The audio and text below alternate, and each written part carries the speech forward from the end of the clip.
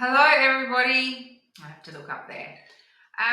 So since the last time I saw you, which was when I was venting my spleen about the IgG stuff in the Kohberger case, I almost felt like I could retire from this whole face on camera thing because it was actually really cathartic to actually get on a platform and say stuff that you've always wanted to say, even if the audience is quite limited.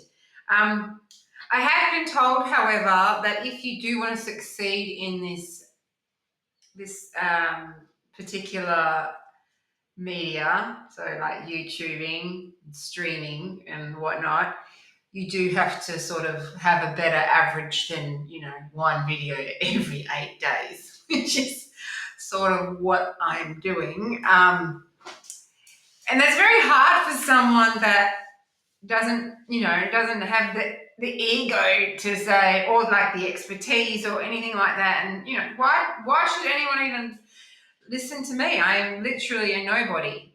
Okay, I'm just a citizen who's trying to have a voice amidst all our voices. And so I poured myself some Dutch courage, and this video is purely for the algorithm. There is no notes. I'm literally spitballing, and I'm really sorry if you've stumbled across this.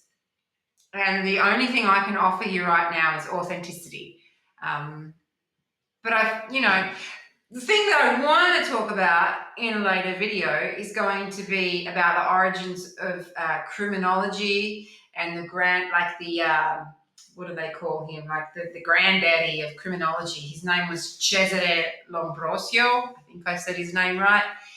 And I want to touch on that because that dude, he used phrenology. He was actually a eugenicist as well.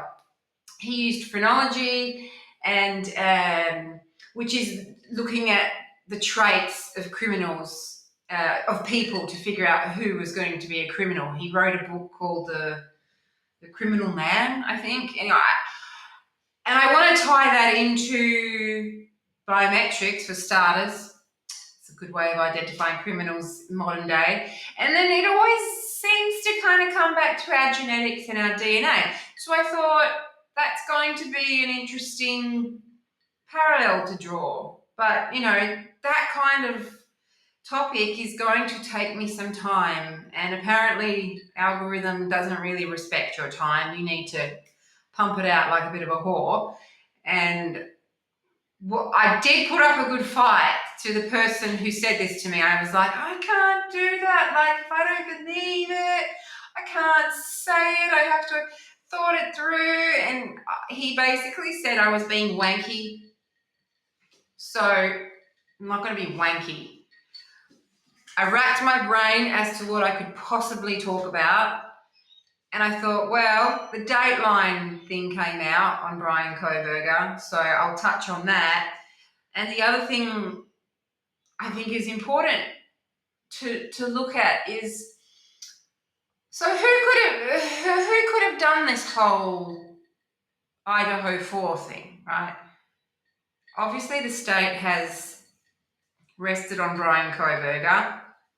There's a few bad facts that they have to sort out in that scenario. But if you get into the underbelly of the internet, there's other sort of content creators that make some good points, like the whole fraternity, sorority, hazing point of view, that sort of angle, which I got to say really grabbed me. I got to say I gravitated to that almost immediately.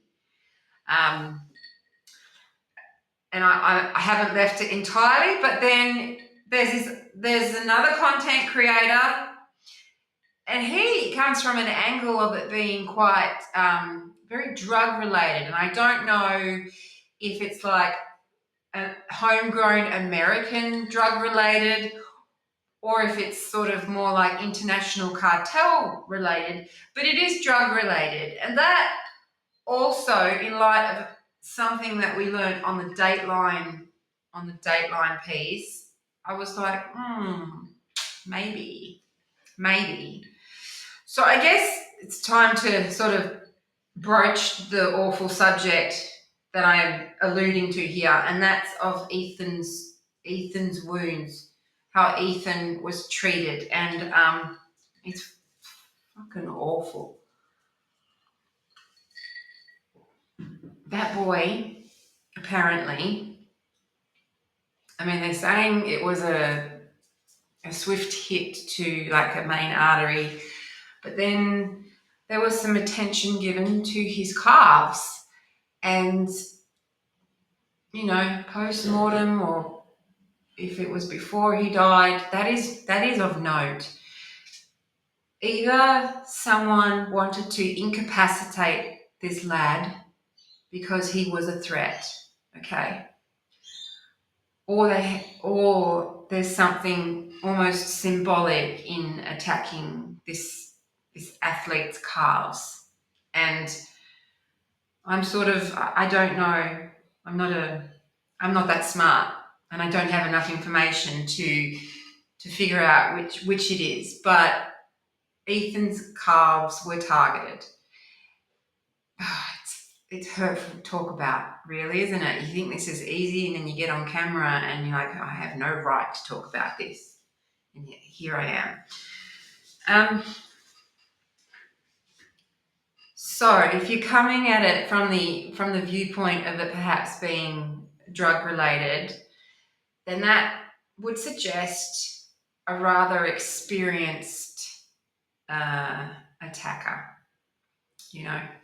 Someone who knows what they're doing, trying to stop that boy from being able to move, flat out, okay?